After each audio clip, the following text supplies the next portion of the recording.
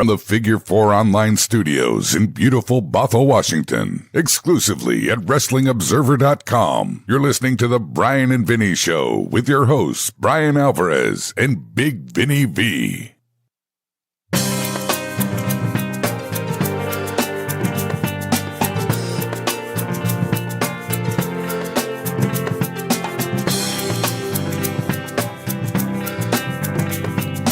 All right, it is the Bryan and Vinny Show here. It is October 10. It is October 10, 2019. Figure4online.com/WrestlingObserver.com. That does, in fact, mean it's Vinny's birthday today. Mm-hmm. Big 5-0. Is that all? I thought it was more than that. It's crazy. How many times have we done that joke here on the show? Well, countless. Probably since I turned 40. And I would imagine in 6 more years, we'll move it up to 60. Well, Vinny, what a birthday present you've got. Wednesday night, wrestling night. Great. 2 real fun shows again. Yes. Wait till you see my vote in Show of the Week. That's right, yes. Oh, I can't wait to tell everybody what I voted this week. I can't wait. That's the tease? Yeah, that's the tease. Find out which show Brian liked best? Which show do I think, what was it? Like, which the show won? Which show was better? Which show was better? Which show better? Did you personally enjoy more? Oh, man. Just wait till I get criteria. to it. Well, we'll begin with the WWE show, Brian. Yes, because we always begin with the WWE show. Thank God you remembered something in your advanced age. It is amazing that I can still learn new things. WWE NXT, October 9th, 2019. We open with Drew Gulak versus Lio Rush for the NXT Cruiserweight title. So they put this match together brilliantly because Lio Rush can do a lot of really, really cool things. So for like 1 minute, he did a lot of really, really cool things. And Drew, just enough to tease people that he can do this stuff. And then Drew cut him off and grounded him. And it was not boring by any stretch of the imagination. But it wasn't nearly as cool as Lio flying around and doing stuff. So they made people wait and want Lio to make his comeback and do cool stuff. And then at the end, they gave it to him. And they went back and forth for a few minutes. And Lio hit a big-ass frog splash to win the match, win the title. The other note here is when they did go to commercial break during the match, Lio was on the top rope, and Gulak from the apron somehow tripped him or shook the rope or whatever, and Lio fell back the other way onto 2 security guys who were conveniently standing guard. And Morrow's call for this was, as this championship match in the Cruiserweight division continues, which is much less irritating than as Raw rolls on or whatever, but still be better to say, stick with us through this commercial break. We'll be back after these words. Yeah. After these important words. I remember watching... How about we'll be right back? Yeah, when I think it was... What was the show Joey Styles was doing commentary for before WWE ECW? Was it Major League Wrestling? Might have been. But he was doing commentary, but the commentary wasn't live. Or excuse me, he was doing commentary live, and then they edited it for the TV show later. And it was live to tape. Yeah, but point is, for every commercial break, he'd be calling the action, and then they would edit in the exact same clip of Joey Styles saying, "We'll be right back." They go to the break. So I don't know if I would agree that the slowdown part wasn't boring.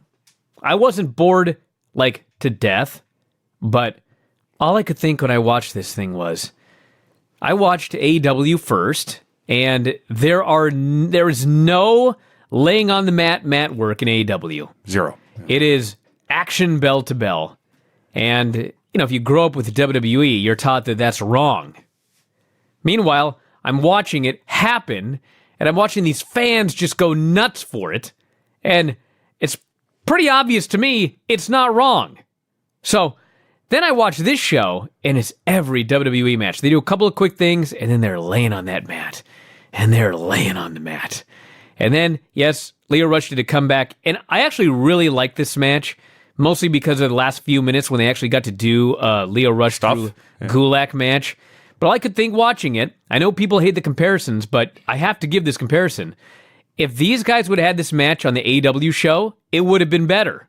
They would not have laid on that damn mat for 5 minutes. That too. They would have just gone all out and done all of their stuff. And this was good. This was a good WWE match.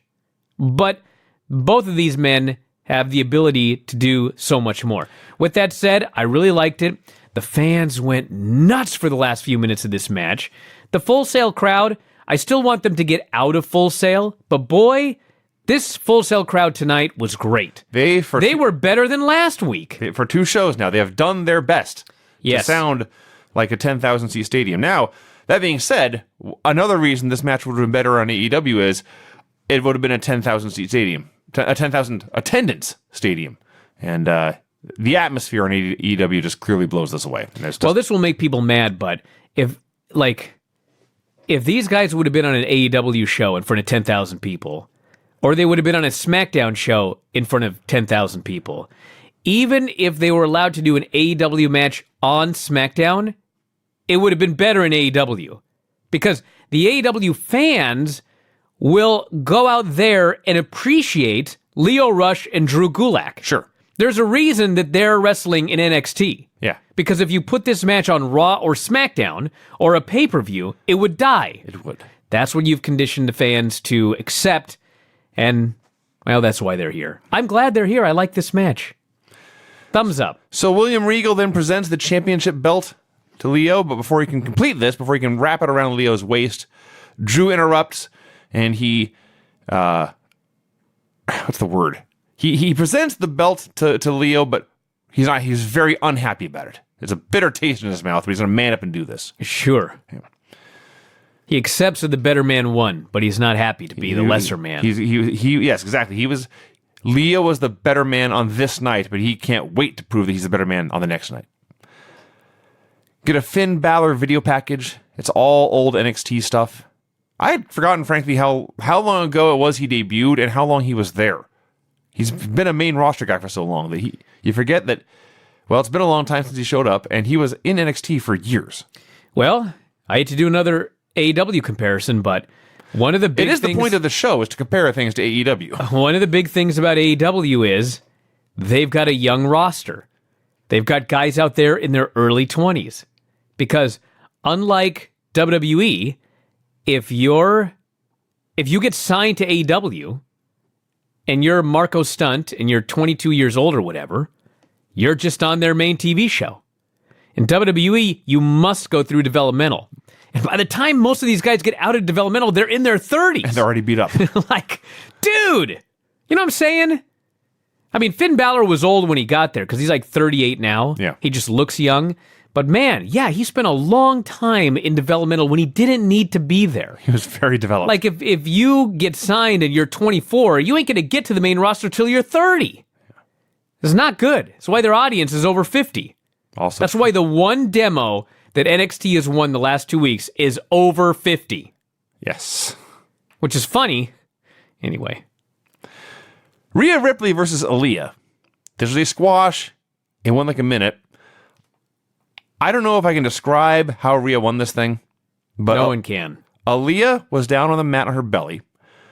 Rhea stood behind her and, using her arms, figure forward Aaliyah's legs. It was an inverted Indian deathlock. Using the arms. Using the arms.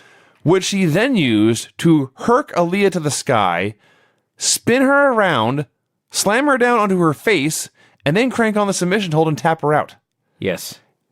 It was awesome. I loved this It squash. was just awesome. Dude, it's one of those deals where Rhea Ripley comes out, and then they announce her opponent is Aaliyah, and you knew, and I knew, the fans chanted Rhea's gonna kill you, and she did. She sure did. They didn't try to get cute.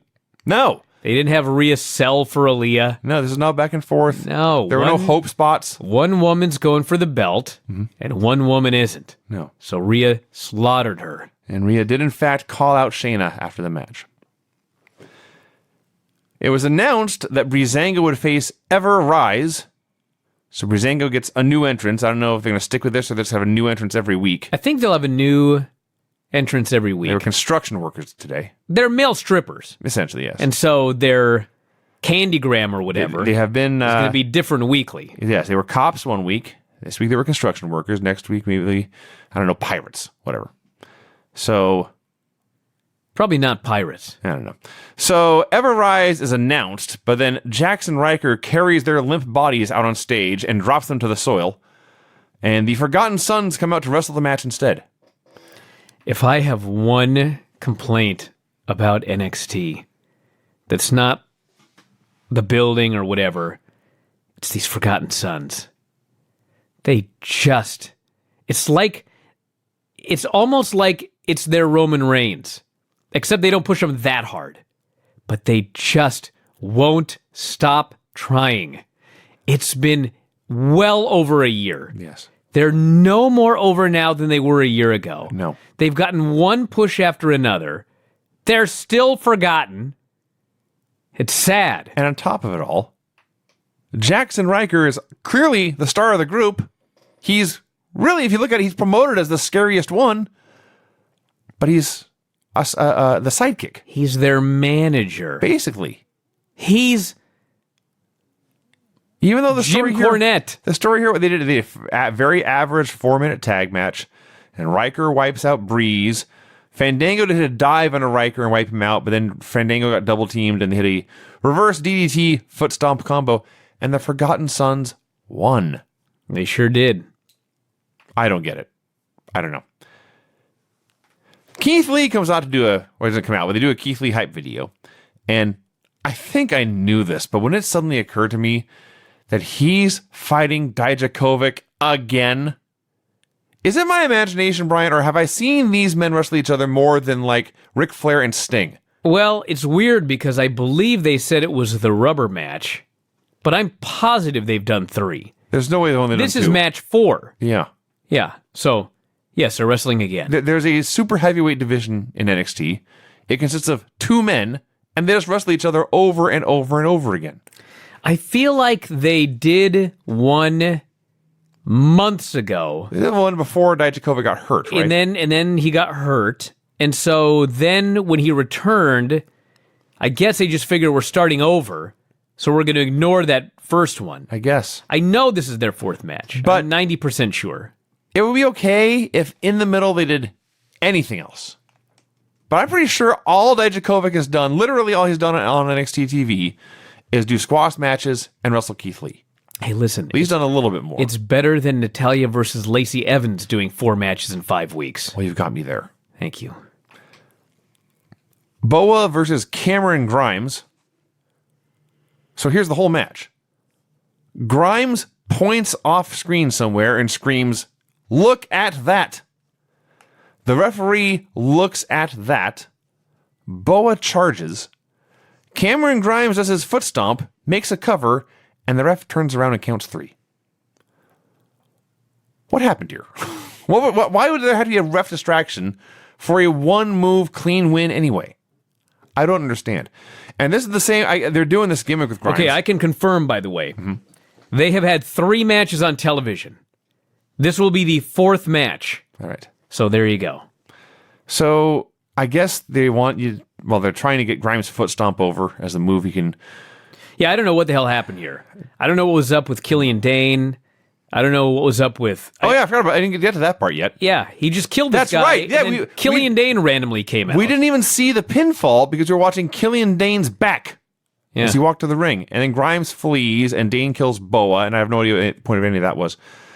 Yeah, this is weird. So here's another one where I have no problem whatsoever with Killian Dane. I like him. I think he's good. But he's a guy that just... They moved him back to developmental, and I guess, like, we're supposed to care. But the only thing that he ever did was with Sanity in developmental. Then they brought him to the main roster and literally did nothing with Sanity there. Then suddenly he came back as Vader, and it's just not there for me. No. I'm like, okay, Killian Dane. The other thing about Grimes, because this is at least the second time now he has won with 1 move. The entire match has been 1 move. The thing about squash matches is it's supposed to be a live action highlight reel to show you all that a guy can do. So we're getting a highlight reel where the guy can only do 1 move. This is a bad highlight reel. Hey, I got one for you. You got 3 seconds to answer. I'm listening. Who won the breakout tournament? You lose. ACH. Okay, well, you were late. Took me 5 seconds. It took you 5 seconds. Point of this is, why didn't Cameron Grimes win? That's a great question. Like, Jordan Miles won. He got 1 match Vanished. against Adam Cole, and he has vanished. Yes. And Cameron Grimes is out here, and he's getting this big push, and he's winning every week. So I don't get why. Like, if you are gonna do something with this guy, which they are, and he's been winning with one move for 2 straight weeks now, and he'd won before that as well. Why didn't he win this tournament? I don't know. Damian Priest is cutting a promo somewhere. He notes there are cameras and lights all over the place and then says, "This is why I attacked Pete Dunne. At the expense of your name, Pete, the name of Damian Priest will live forever." It was a badly written, badly delivered, phony promo.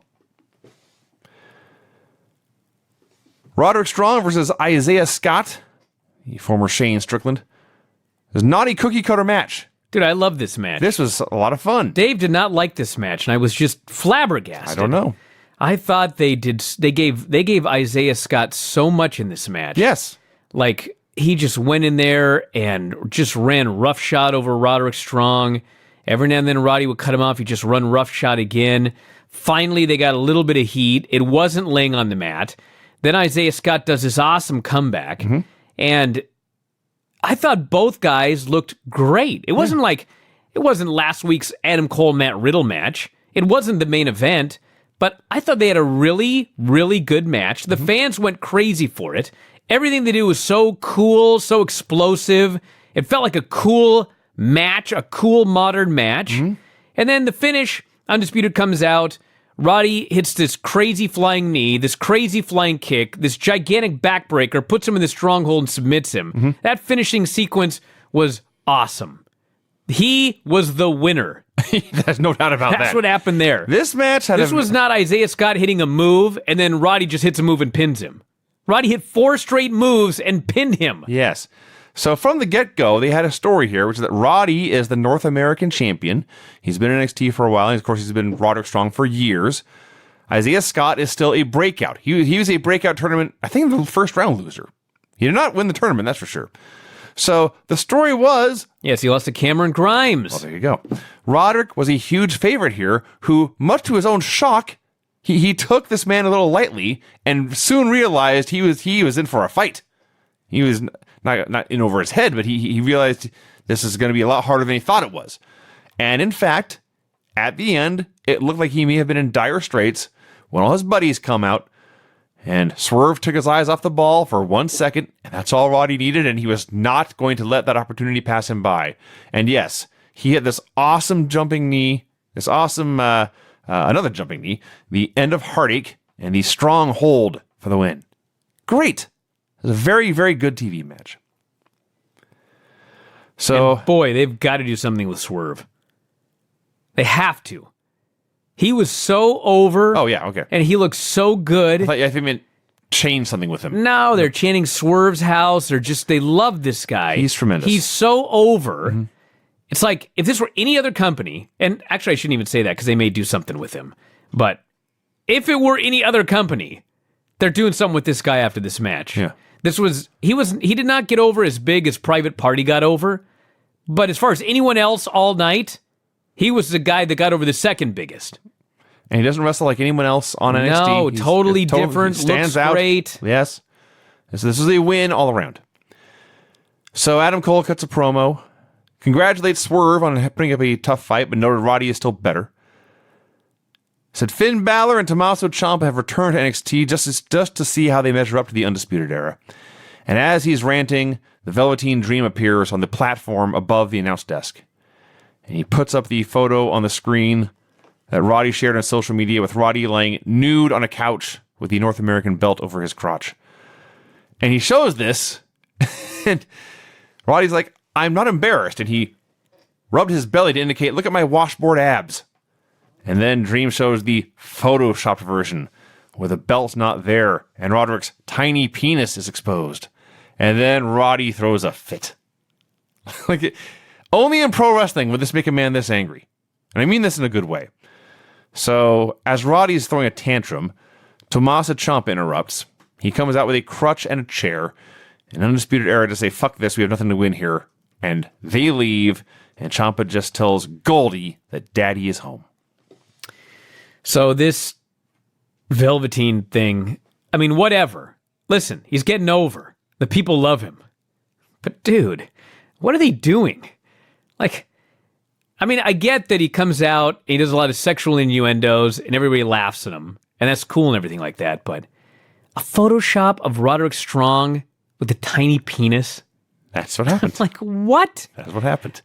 That's how we're building up a match. North American Championship match. Whatever. Dude, this feud started with a couch being set on fire. That is true. This is a weird feud, That for being is honest. true. Had a Walter Kushida video package to build the main event. So during the break, Kathy wants a word with Tommaso Ciampa, but Angel Garza wants to flirt with her. So Ciampa has had enough of this, and Garza starts to rant in Spanish, and Ciampa kills him, and Kathy asks, Tommaso Ciampa, what did he say? And Ciampa shrugs and says, I have no idea, and he moves on. Okay, so this was funny and everything, but let's just stop for a second and look at what happened here.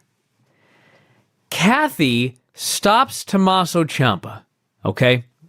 Tommaso Ciampa, the last we saw of him, prior to last week, he went down with a serious neck injury and had to vacate the NXT Championship. He had very serious neck surgery. Last week, he showed up and confronted Adam Cole. Okay, now's your chance to ask him a question. I can think of 50 questions. If I got Tommaso Ciampa on the phone right now, I got 50 very important questions.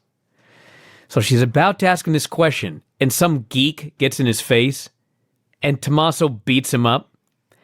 And now the best Kathy Kelly can come up with is, what did Angel Garza say in Spanish? And then when he answers, she just lets him go. What was your original question that you stopped him to ask? What's going on? I don't know. The interviewer dropped the ball on this one. She was I'll say thrown off her game. I was disgusted. Dakota Kai versus Bianca Belair. So, when Dakota's, I don't know if first run's the right word, but about 6 months ago or so before she got hurt, it seemed like everyone else liked Dakota Kai more than you and I did. But she came back, and she had a perfectly fine match last week, and she had a perfectly fine match with Bianca Belair here. Yes. I have had no problems with Dakota Kai these last 2 weeks. No, she's been fine. She's fitted better than fine. She's better now. Yeah, she's much better than she used to be. They had a good little TV match, went back and forth, and Bianca won with the KOD, which I believe is the kiss of death. Yes. I assume. And then Bianca cuts a promo saying she heard what Rhea Ripley said, but she wants everyone to know that she is the one who will beat Shayna. Well, a couple of things. First off, some people were upset that Dakota Kai came back from injury and has already lost. But dude, she's not in line for the title. Bianca Belair, I guess maybe. Looks like it's going to be Rhea versus Bianca. The winner gets Shayna. Seems that way. That's what they appear to be building. Or three-way, one of those two. I don't know. But anyway, Dakota Kai lost. You could argue maybe they shouldn't have put her in this match.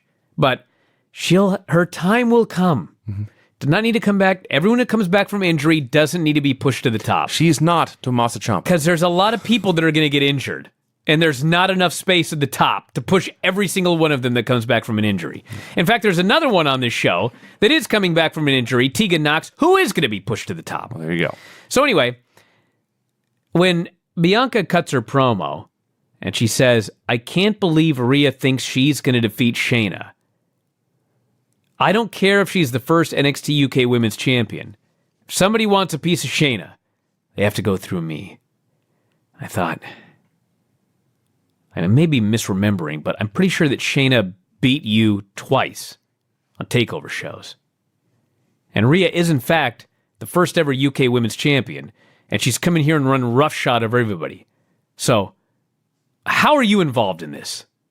It's Rhea's turn. I guess so. I need Regal to show up next week and just go, dude, you had your chance. Didn't he say that to somebody else? Yeah, it was. Who was that? Oh, I can't remember now. It was a tag team, if I recall correctly. No, it was a baby face. Was it Candace? Might have been Candace. It was somebody. He needs to make that ruling about Bianca. Yeah. You had your chance. Yes. It's Rhea's turn. Yes. Dominik Dijakovic does not plan on losing to Keith Lee. Oh, this was not good. Thankfully, it was short. Yes. Another Finn Balor video package. This is all the time he got drafted to Raw. beat Roman Reigns, beat Seth Rollins to be the Universal Champion, and I talked about how you forget how long he's been around. Watching this video, this felt like 100 years ago. Yeah. And he fought Brock. Didn't do so well, but he fought him. And he was doing shows all over the world, and then he finally made his big return to NXT last week. Pete Dunne noticed that when he made his debut in the company in the UK Championship Tournament, he had done the exact same thing to somebody else that Damian Priest has done to him. Triple H told him to do whatever it took to make a name for himself, so he picked a patsy and laid him out. So he understands what Damian Priest is doing, but he knows it's not going to be so easy. He talks about his finger-breaking technique. Says you can't shoot an arrow with broken fingers, and you might not get through next week. We had clips of everyone congratulating Leo on his big championship win backstage. And then this main event. Holy smokes. Walter, and Kushida. You need to get in the habit of pronouncing it Walter. All I know is I love that the fans absolutely love Kushida, but they also have so much respect for Walter. Mm-hmm. They just chant his name throughout this entire match. He's definitely not the babyface. And they do chant for Kushida, and they do get into his comeback. Mm-hmm. But they just have so much respect for a big guy who does wrestling. Yeah. He's warming up backstage earlier. He's doing those bridging push-ups. Yes. I don't even know what they're actually called, but I do know what pummeling is. He's just doing the most old-school calisthenics. Absolutely. And Greco-Roman grappling drills. Yes. He comes out here. He's not pretty. Nothing pretty, which makes it even better. Yes. It's kind of like Goldberg. Like, in a way. I don't want Walter to be pretty. No. I want Walter to just be simple and effective. Everything is very, very simple. He does a power bomb. There's not much that distinguishes it from every other power bomb except it's him doing it. No, it's not like a Walter bomb. No, it's just Notice a power he doesn't bomb. have any. There's nothing he does that has a special name. No. Because nothing he does has a special flair to it. The only thing he did in this match that I had not seen before, where I thought, wow, the move itself, not his execution of it, but that move is really cool. He did a pump handle suplex with a bridge. Yes. Which was awesome. Yes. It's just awesome. You could give that a name, I guess. If you wanted to. But everything I else don't want is- to. I want it to be a pump handle suplex with a bridge. It's a lariat. Yes. It's a chop. And he does a lot of chopping. Yeah. A lot of chopping. But even the lariat, his ultimate, desperate, I must kill this guy now, his guaranteed kill move is just a lariat. And he just keeps it in his pocket. It's like he does 15 of them and then hits one and wins. He doesn't do a lariat the entire match, but when the powerbomb has failed and his sleeper has failed and whatever else has failed, he says, well, got to pull out the lariat. And he lariats the dude and he kills him and he pins him. It's beautifully simple. Yes. It's fantastic.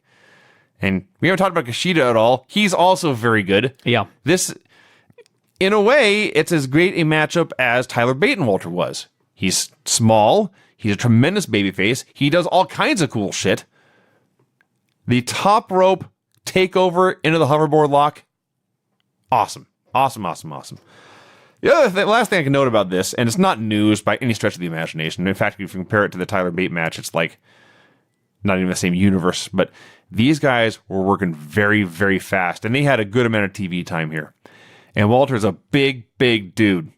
And I don't know what he's eating. I'd imagine it's a strong Austrian beer, perhaps. But he does not look like a guy who trains his cardio, but he clearly trains his cardio to death because he's moving 1,000,000 miles an hour. Yeah, wrestling. And he looks awesome still. So, if we didn't mention this, he did hit the lariat and win. It was great. He is still the UK champion. Yeah, here's a question for you. What's Walter's finisher? The lariat. Well, the answer is he has like 10 finishers. That's actually true. That's true. He doesn't have just one move that he uses in every single match. Yes. He won the title with a frog splash. That's he true. won this match with a lariat. He's won matches with the power bomb. Mm-hmm. He's just going to beat you with his finisher is a move. Yes. That's what his finish is. He is, he is such a throwback in many ways, but in that way as well. And after this match, he gets on Twitter and just lets the world know King's Road greater than strong style. Oh, Fantastic. brutal. Great heel. You know what else is great about Walter? Let's cut more. I'll tell you more I about talk for Walter. days about Walter. So Walter lives in Austria, and he just wants to live in Austria. He does not want to move to the U.S. Okay. He's been offered deals, offer him a lot of money. He just wants to live in Austria. Sure. So finally, they open up NXT UK, and he gets a deal there because he can live in Austria. So then, because he'd done a lot of indie dates, weekends here and there in the U.S., they talk him into, well, every now and then come to NXT. Point of all of this is, he ain't even at the performance center having to learn how to work. No. Like all of these other guys. Kushida's there learning how to do a WWE match. Roderick Strong has had to be there learning how to do a WWE match. Matt Riddle, they're trying to teach how to do a WWE match. Walter just stays in Austria. They fly him in when they need him, and he just does his thing. Yes. There's no trying to make him do their thing. And he's just great. It's beautiful. They probably take one look at him and just go, well, you don't need to learn anything. Like, they wouldn't say that about a Riddle. You know what I'm saying? But his style is so simple and so basic that I just can't imagine anyone going, well, we need to retrain you, buddy. Yes. Tear you down and start over. You do too few moves. Not going to happen. I don't know. I loved it. This match was awesome. I just adored it. So yes, an easy thumbs up for NXT this week. Now then. Next week, they announced Lee Dijakovic in a rubber match, which is actually their fourth match. Dunn versus Priest. Kathy then announces Ciampa Angel Garza, so he's back. And in 2 weeks, Velveteen Dream, Roderick Strong, North American title. Did you mention that? I did not. Okay, just checking. So thank you, Brian, for cluing me in about what matches they had and had not plugged. Dude, Ciampa's back already? It does seem very soon. It's been 6 months. Like, when he got that surgery, it was like, he's going to be out a long, long time. And he's clearly been working still. He's still in great shape. So he's been hitting the gym. AEW Dynamite, also October 9th, 2019. Private Party versus the Young Bucks in a tag team tournament match. Again, the opener in AEW is a cool video that they need to do more of throughout the show. So there's a simple story to this match, beyond just it's a tag team tournament match. The Young Bucks have been wrestling around the country and signing talent around the country. In storyline, they are vice presidents in the company who also compete. So they did a match with Private Party somewhere. They were very impressed. They offered Private Party a deal. Obviously, Private Party accepted. So now, Private Party in this tournament, they don't just have a chance to compete, but they must compete against the very team that signed them. Great! So, this gimmick is awesome. It's, guys having a private party. They have their own doorman who checks their ID. They have their own velvet rope. He lets them in. I believe they are introduced as weighing in at 24 ounces of vodka cran. Yes. Fantastic. It's just fantastic. So they do this match, and it's the Young Bucks who, they noted, I think Nick just turned 30. Yes. The Young Bucks are not that young anymore. No. And we've gotten to the point now where there's a lot of wrestlers who got their start, but they basically grew up watching the Young Bucks. So we got a chance to watch the Young Bucks essentially wrestle their own clones here. They wrestled a very similar style. They kept up with everything. This was the opposite of Call It in the Ring for the most part. They did, I shouldn't say that. Usually you'll see a match like this, they'll do 5 minutes of wrestling and then bunch out 10,000 crazy high spots. These guys started with the 10,000 crazy high spots and then it settled down into a tag team wrestling match, which is a little different way to do it, but it certainly worked. So Isaiah Cassidy is the not blonde one. Yes. He gets, during one of these crazy high spots, he gets caught off the apron, and Matt Jackson carries him off the apron, carries him across the floor, and power bombs him down onto the ramp.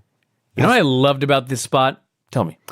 They got rid of him for a while with a power bomb on the ramp. And one of the criticisms you always hear about the Young Bucks is there's no selling, there's no psychology, it's just a bunch of moves. Okay. This dude gets power bombed on the ramp, and he comes back in the ring, and I can't remember what spot he did, His very first spot. but he grabs his back. Eventually, he gets the hot tag. He does the big missile dropkick off the top, and in the process hurts his back. Yeah, that's right. Yes. Matt grabs him, puts him right in the sharpshooter. Yes. Working on the back. Fantastic. Like, this is great. I didn't even know if the announcers picked up on it. They must have. They were, eventually they did, because when he does the dropkick, lands on his back on the dropkick, does he kip up and then grabs his back? That's right. They didn't notice it. They were confused at first and then realized that's right, he got powerbombed on that damn thing. So that's all brilliant. Mark Quinn, I believe, is the other private party dude, the blonde dude who wrestles in tails, which is Yes. brilliant. Brilliant choice of ring gear there. Till those tails get tied to the ropes. I'm sure that'll happen at some point. Or he'll run and somebody will grab him and he'll take a Yes. big bump. But it's funny watching him do dives, and he did a bunch of dives in this match, because he'll run and he's basically running in place. And he's taking about 20 steps to go nowhere, and he looks really goofy. But then when it's time to jump, somehow he just flies 20 feet in the air. I don't quite understand how he can look so unathletic and yet so spectacularly athletic at the same time, but it's amazing. So these matches have 20-minute time limits. And 10 minutes in, Justin Roberts announces to the crowd, 10 minutes gone, 10 minutes to go. And when this happens, Jim Ross has gone 25 years really, without calling a professional wrestling match. He is caught completely off guard. What the hell was that? He was like, what was that? It was like a fan hit the ring and announced there were 10 minutes expecting the gone. lights to go out and Sandman would be in the ring or something crazy. And they just calmly say, that's a 10-minute call. Yes. So, private party run wild. The Hurricane Rana into the cutter spot. There's grown men jumping up and down in the corner. Quinn does this ridiculous shooting star press for a 2 count. And you think, okay, they've got to show everything they can do, and we're gonna. They're over now. We can have the Bucks win and move on with the show. And the Bucks set up for the Meltzer driver, and Private Party breaks it up, and Quinn cradles Matt and pins him. Nick. Maybe it was Matt. Pretty sure I may have screwed it up. Anyway. The point is. Yeah, it was actually Matt, because Nick was going to go for the Meltzer driver. Yeah. I screwed up my own notes. Anyway, point is, they made Private Party stars in one night. Yep. One night. That is really the story of this whole show. These men are now stars. Mm-hmm. The wrestling was fantastic. The story is fantastic. The promotion is fantastic. I'm left waiting to see what happens next, because I'm confident that the Bucks aren't going anywhere. So The Bucks are not going anywhere. well, I'm pretty sure that they'll still be a major part of the show going forward. So I'm curious to see how they play into this. This was like perfect wrestling, perfect TV wrestling. And then it is time, everyone, for Pro Wrestling Promo School with your professor, Chris Jericho. Holy smokes, this promo. This fucking thing. Jericho comes out with his crew. If you've forgotten, it's Sammy Guevara, Jake Hager, and Santana and Ortiz, the former LAX. He calls him Jake Hagar. He did. I don't know if that's how we're supposed to pronounce Like it. Hagar the Horrible? I mean, his gimmick is to mispronounce people's names, but it's usually his enemies. yeah. It's not usually his buddies. So maybe we're supposed to pronounce it like Pac. Maybe it's Jake Hagar. I guess so. So they're all out there. At first, Jericho takes credit for the enormous rating success they had last week. He managed to plug the ratings, but also turn it into a promo about himself. And talks about how great it was. The end of this highly rated show, it was he and his buddies laying waste to the rest of AEW. He introduces them one by one to the audience at home, many of whom are greeting these guys for the first or second time ever. And he quickly but succinctly gives all of these guys very different personality traits to distinguish them from each other. Guevara's a Spanish god, an amazing high-flying wrestler. He's a sexy young heartthrob. He's on my list. He's on my list. But Sammy is the sex appeal of the group. Santana and Ortiz, dirtier they've ever been. I personally recruited them. Psychos and pit bulls and Street Fighter back alley brutes, and I like it that way. They're on my list. And he threw in a Viva La Raza because it was Eddie Guerrero's birthday. So this whole time, Jack Swagger, who was the All-American American, and every time he was on TV, they had him just try to be out there cheerleading. And he's pumping his fist, and he's scrapping, and do we the people, whatever. He stands there. He's enormous, neatly dressed. He's big and scary. and he's calm as can be. And it is so much more effective because I have a feeling this is what he's actually like. He is just standing there, secure in the knowledge that no matter who is before them, he will beat their ass. And as he's standing there, Jericho turns to him, starts putting him over. We know he's a former world champion, but now he's a badass MMA fighter, undefeated in Bellator, and that's a shoot. And as he's going off about this man's cred, the crowd begins to chant, "We the people," which obviously Jericho knew they would. And he waves them off, tells them we need to cut this off right now and address "We this. the people" sucks. It's dead and buried. It was a stupid idea from bad creative, and all that's gone. And everyone cheers, and Hager continues to stand there like a statue. Gold. This is just gold. A perfect crew. I think last week I was a little unsure of it. I've turned the corner.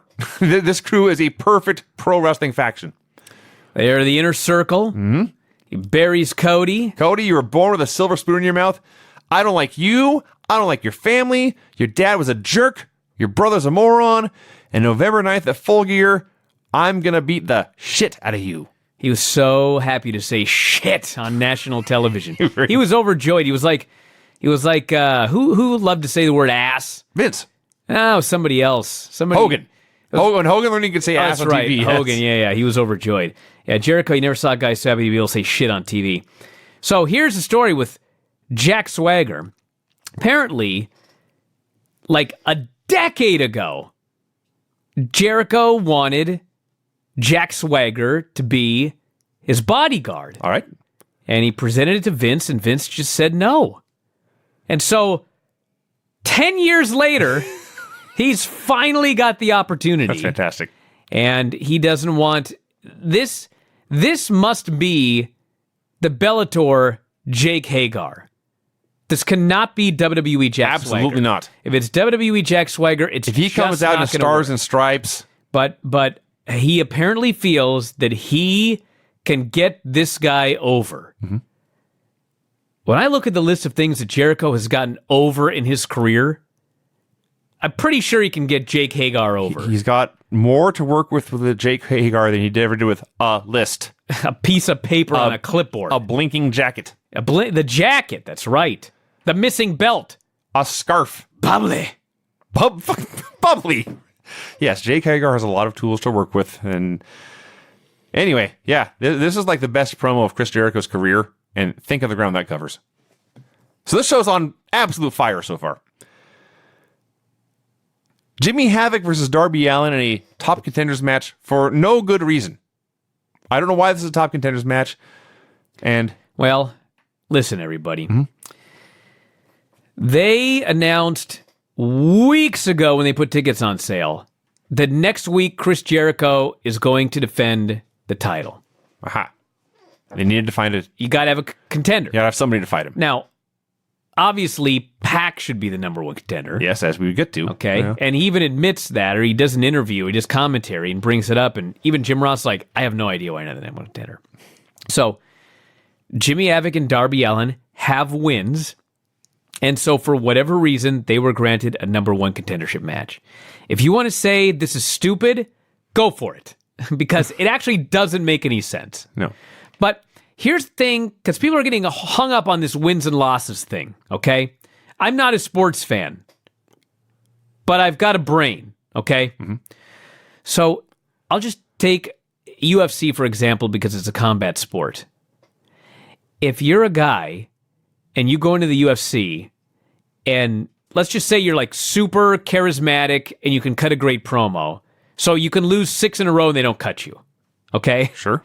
So you lose 6 in a row, but then, whatever, you get a new camp, you do whatever, all of a sudden, you get like 3 straight wins, and the last 2 are over really big names. Okay? You're now 6-3. You've got a losing record, but you just beat 3 people, 2 of whom are big stars. Sure. You can get a title match off that. Yes. That's what I think they're doing here. Yes, they're going to have win-loss records where it'll say, for example, oh, this guy is 24-36 or whatever. Okay. But you can't look at the overall 24-36.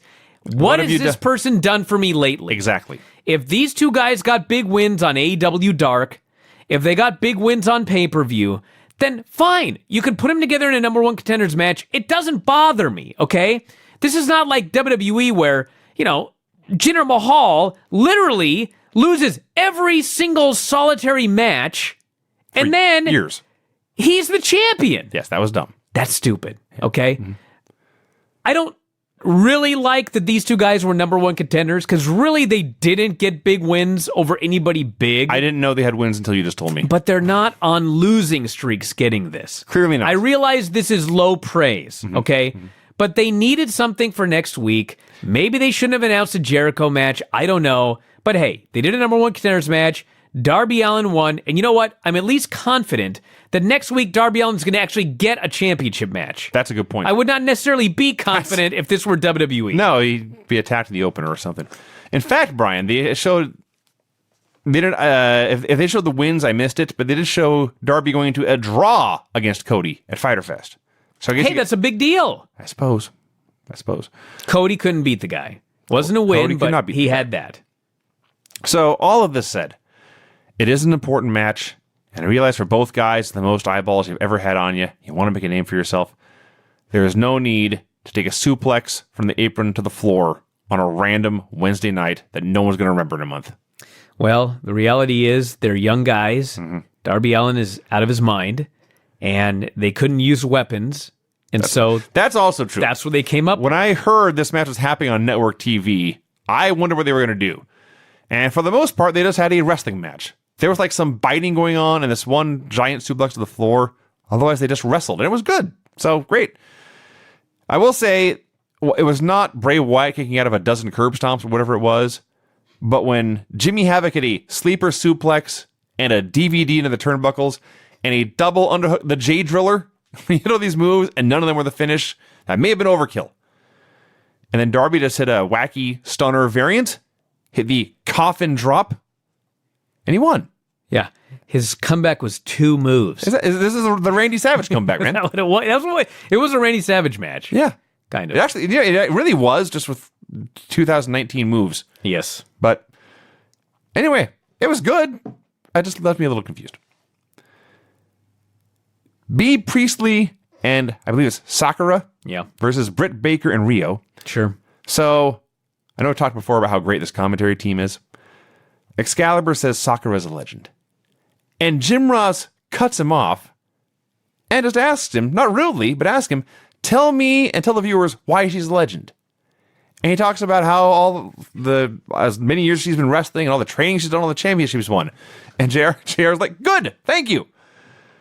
So this is a very weird match because this felt like an incredible partners match in Mexico, where each team, or at least the one team, B. Priestley and Sakura, appeared to have a heel and a babyface working together on the same team. Sakura does the Freddie Mercury gimmick. She's doing the "We Will Rock You" stomps and trying to get the fans to chant with her and everything. And Priestley's just a mean, nasty girl who's always constantly brawling with Britt Baker and trying to get her on the floor. It was very confusing at parts. I also liked in this match, back to the commentary, I believe it was Sakura who did a Vader bomb. And Excalibur called it this. And Tony Schiavone says, is that what they call that now? A Vader bomb? That is so cool. Tony Schiavone's having the time of his life calling it AEW. It's awesome. So eventually... That's what they call that now. Yes, Tony, since 1996, I believe. Yeah. Well, the Vader bomb. Probably earlier. He didn't call Vader matches after that. No. So Britt taps out Sakura with the crossface with an added mandible claw. And Jim Ross falls out of his chair. He actually says, this is a quote, a real dentist is using a real mandible claw. What the hell is happening? Yeah. Because things make sense, which for Jim Ross is hard to comprehend. Apparently it is. Because he's so used to... It's been many rough years calling pro wrestling around the world. Yes. So Priestley and Baker brawl more. It wasn't a bad match, but it was weird and clunky and awkward. We had a best friends hype video, which is just them hugging in the park, but it's teased and built to and shot dramatically, and it's very fun. And then they are interviewed, and the question, they're in the front row. and they're asked, how do you feel about your tournament match with SCU next week? And they say, you should ask this guy how he feels. And they step aside, and Orange Cassidy is in the front row. And Orange Cassidy on TV is like you and I, we are watching TV. Basically. We sit there for hours. You guys want a live stream of us watching a pay-per-view? Just watch Orange Cassidy. All the time. I mean, he slowly raises Except the thumb. we give a thumbs down. More often a thumbs down. Yes. He gives a little thumbs up, and he goes, that's it. And then the lights go out, and I thought, it's a new segment. But I thought this was going to be Involve the Best Friends or whatever. But there's a guy on stage in a hood, and I think it's going to be somebody new, and it's Shawn Spears. So this match with Jon Moxley I thought was pretty good. I was not blown away by it, but it was pretty good. And the fans are super into Jon Moxley, but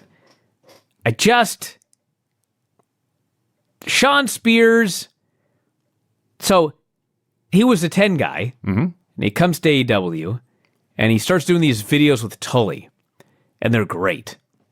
And now I'm watching him wrestle. I've seen him wrestle a few times. I got nothing against Shawn Spears, but I watched this match, and all I could think was, dude, this whole act is Tully. Like, Shawn Spears he's just out there. He's just out there wrestling, and he's just not doing it for me. But man, Tully goes out there, and he's doing stuff, and he's grabbing Moxley, and he posts him, and he's like the whole life of this whole gimmick. He's too old to do the wrestling anymore. So I've been saying for years now that Shawn Spears is exactly as much talent that he should be losing on TV every week. And eventually he lost here, so I was fine with it. So there's a guest commentator on this match. And I am trying to figure out who the hell it is. Because it did take me a while. If they named him, I missed it, and they never showed him or put a graphic on the screen. You now speaking, so-and-so. Eventually, they showed it was Pac. Yes. And based on his accent, I probably should have guessed that. But so there is something you can do better at AEW. When you have a guest commentator, make it more clear who it is. So eventually they show him, and he's at the commentary desk shirtless, which is funny. So the match itself, first of all, remember when Granny saw Jon Moxley on yes. Double or Nothing and said he looks like Dean Ambrose? He looks like Dean Ambrose. The more I watch him, that's a forgivable mistake, because it's in many ways hard to believe it's the same guy. He's way bigger now. It's impossible to believe. He's way bigger now, and that's not code for anything. He's bigger in the sense that he has been lifting every weight he can and eating all the food he can find. He's not on the road 4 days a week. Yeah. He's got plenty of time to work out, eat right, get in shape. So the place is just going absolutely nuts for him. The match is just a big giant brawl with Tully involved all over the place. And Moxley in this match reminded me very much of Stan Hansen, in that when he was selling, he'd sell for you. He'd put over all your stuff. But then when it was his turn, you better be prepared to work, because he's coming at you, and he's not. The intensity and the pressure he's putting on you at all times is inescapable. So they had a very, very fun brawl. Pac noted that not only is he undefeated in AEW, all over the world, he has been pinned once in the last 2 years. And yet here he is, relegated to the commentary booth. A fine point. He was doing great. So, eventually, Spears, who is still doing the 10 gimmick... Oh, this has got to end. Fortunately, it led directly into the finish, and his finisher got stuffed. He went for a DVD, and Mox turned it into Dirty Deeds for the win. This is also a very good match. You know what is so amazing about this stupid 10 deal that he did? He did this on the same show where Jericho did a promo where he went out of his way to try to kill dead the whole idea of Jack Swagger. Here's the difference between the two. Jack Swagger and We the People were stuff that WWE Creative thought of and gave to Jake Hagar and told him to go on TV and do. Shawn Spears invented the Perfect 10. Yes, but it just reminds you that he was a career jobber in the other company. It does do that. That's the problem. It does do that. Like, if you're going to come in and you're going to get the contacts and you're going to start over and you're going to get Tully Blanchard and you're a new guy with a new robe and you're going to go out there and try to be somebody, get rid of the 10 thing. Got to do something new. Plus, he's a heel. The 10 thing was a babyface thing. All this is true. He did that 10 deal, and Moxley headbutted him and hit the DDT and pinned him. I was like, I don't know if you guys did that by design, but he just buried this guy. That taught him a lesson. So last week, Kenny Omega was DDT'd through a glass table. It was shattered everywhere. He comes out after this match, not a mark on him. Not even a Band-Aid. He has a barbed wire bat in one hand and a barbed wire broom in the other because he's the cleaner. And he has a stare down with Moxley and then tosses him the bat. He wants a fair, brutal fight. But before anything can happen, Pac jumps Omega from behind with a chair, lays him out. Mox is not happy about this. He has Omega at his mercy. He considers finishing him off. Instead, he just leaves. But I do like that AEW is like South Park in that Kenny dies every single week.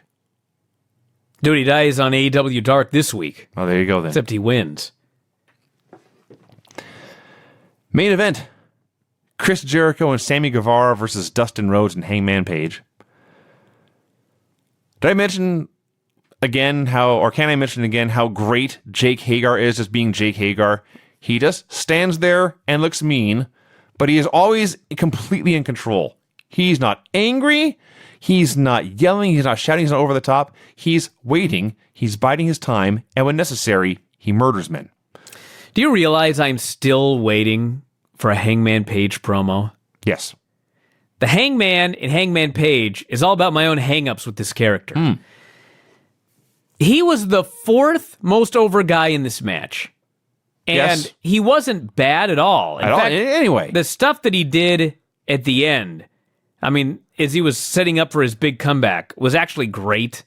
There's so much, there's a lot there, but they're just not giving it to us. He needs a promo or he needs a video package. He needs for sure a video who and this for guy sure is. a promo. We know he's a guy with curly hair who wears chaps, and I guess he rode a horse one time. He rode a horse at the last pay-per-view where he lost to Chris Jericho, and that's it. This is a new audience. 1.4 million people tuned in last week, okay? That's 1 million people higher than watch your average Being the Elite. That's 1 million people on average, more than watch a Being the Elite. And by the way, Being the Elite's on YouTube, so if it's 400,000 views, I mean, autoplays, you know what I'm saying? People may watch it more than once. Watch whatever. I mean, so the number's probably lower than that. So well over 1 million people know nothing about Hangman Page. Yes. You must do something with this guy. Like, they did a great thing for Private Party to start the show. Do that. They did something Private Party is so much more over than Hangman right now. A billion times. To They this did it audience. for Cody and Sammy Guevara, because of what they did last Sammy. week and putting him with Cody and Sammy, the same thing. They had the opening video. Jericho. It takes 2 minutes of TV time to tell us who this guy is and why we should care. So they had, this is like a good match. If you're really watching it, like, this is a good TV tag match. If you're kind of watching over your shoulder while doing something else, and you're just watching guys wrestle and watching the crowd go nuts, you're like, this is an all-time match of the year tag match. The atmosphere and the environment for this was so hot. And Dustin gets the hot tag, does the big crossbody onto both guys, and the place is going ballistic. And Dustin just stands up and does nothing because they're already going crazy. Why stop them when they're already going crazy? There's this big four-way spot, and Jim Ross is... Somebody ends up on the floor. I forget who it was, but Page catches him with a dive, and from where you see him hit the dive, you don't see him jump. You don't see him leave the post of the apron where he was jumping from. And Jim Ross is calling the match, and in mid-sentence, he interrupts himself to shout, "Good God Almighty, where the hell did Hangman Page come from?" A great moment. But eventually, Hager has been waiting the whole time, and when the time is right, he takes out Hangman Page, and Sammy grabs the ref, and Hagar wipes out Dustin, and Jericho pins Dustin with that damn Judas effect. Hey, last week, they had a main event where a dude ran in right in front of the referee, and it wasn't a DQ. And they went out of their way on this show to make sure that that referee was distracted every time somebody was going to run in. They learned their lesson. They heard the criticism that it didn't make any sense, and they made it make sense this week. Yes. Great. So the brawl continues after the match. The lights go out. Cody's in the ring to save his brother. Somewhere in here, Hagar and Hangman brawled to the back and disappeared. So Cody eventually gets overwhelmed and swarmed and taken out. Here comes MJF to the rescue. And they pause. He's got a chair, and for a moment, the inner circle holds up Cody so MJF can hit him, and he appears to be pondering it before laying them out instead. And he's going crazy, and the place is going crazy. But this MJF Cody thing is so awesome because everyone knows it's going to happen, but nobody knows when. Yes. So we're all waiting at a very important time. It's going to be the right time. I don't know if it's going to be Cody Jericho at the pay-per-view, but that would be a pretty good time. That's a good time. I don't know if it's the right time. I'm sure they have a plan in mind. But it's going to be great when it finally happens. So eventually the Young Bucks are out there brawling too, and it's very clear they've earlier in the show, they set up the inner circle as the top heels, and here they have set up the Rhodes and the Bucks and Paige and also MGF as the guys that are going to be fighting. So I'd imagine on this pay-per-view, I know we're getting Cody and Jericho. I would imagine we're going to get Bucks and LAX. I would imagine we'll get Paige and Hagar, and I guess they could do Dustin and Guevara. It'd be a little weird, but whatever. This is all great, and there's this huge brawl going on. Jericho escapes, and he's got his big, giant, shiny belt, and he's taunting them with it.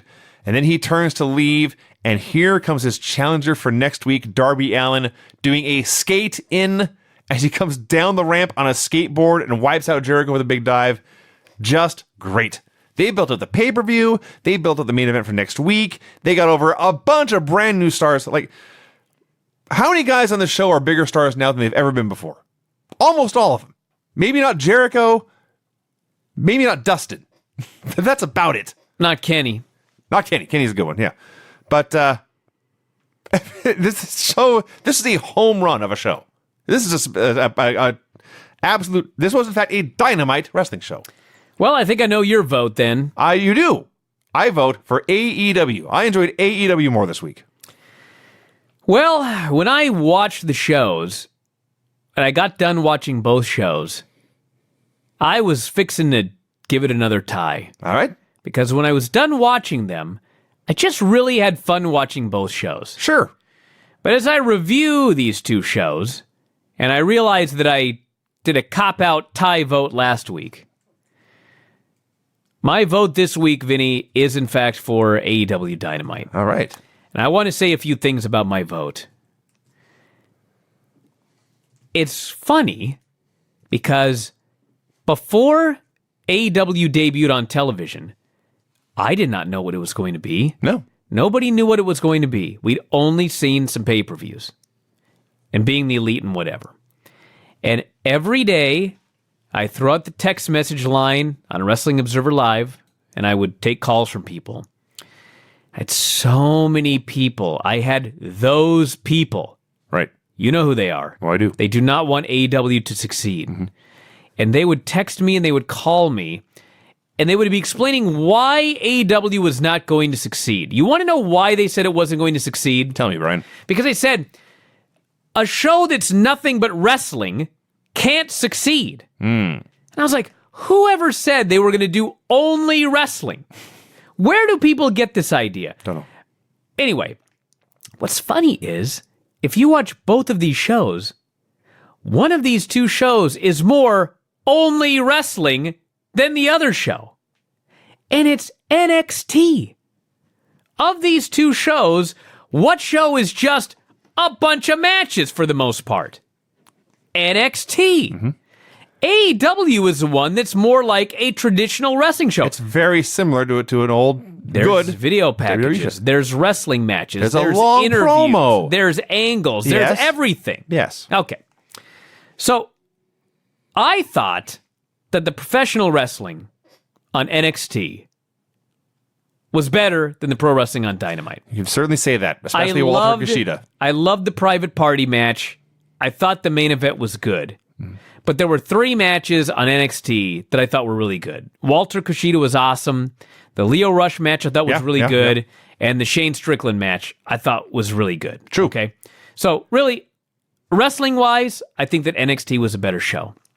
But as a show, as a professional wrestling show, AEW was better. It had a better big-time crowd. It had better angles. This show made a team. Private Party is now a thing. Yeah. Because of one match on this show. They set up a bunch of matches for the pay-per-view in the final segment and for upcoming weeks of television. They set up like 4 different things that I could come up with in that final segment. The Jericho promo was one of the best promos on, I guess, a quote, main roster show of the year. I mean, it was great. He got over a bunch of different people. He got over LAX. He got over the whole crew. They made Jake Hagar. Mm-hmm. They're already starting to get that guy over. That was the better show. NXT, here's the difference. NXT, when it was done, I thought, that was a really fun show. It was. When AEW was over, I thought, that was a really fun show, and I can't wait to see what happens next. It was a really fun and effective show. Yes. That's what it was. Yeah. So there you go, everybody. We're not burying either show. They were both good shows. I made a comment online. We've been watching the Monday Night Wars now, almost in their entirety. Oh. These Wednesday Night Wars are so much better. Dude. They're so much better than the Monday Night Wars. What people forget about the Monday Night Wars is... 80% of it is crap. Well, in 1995, Nitro was exciting and Raw was boring. Mm-hmm.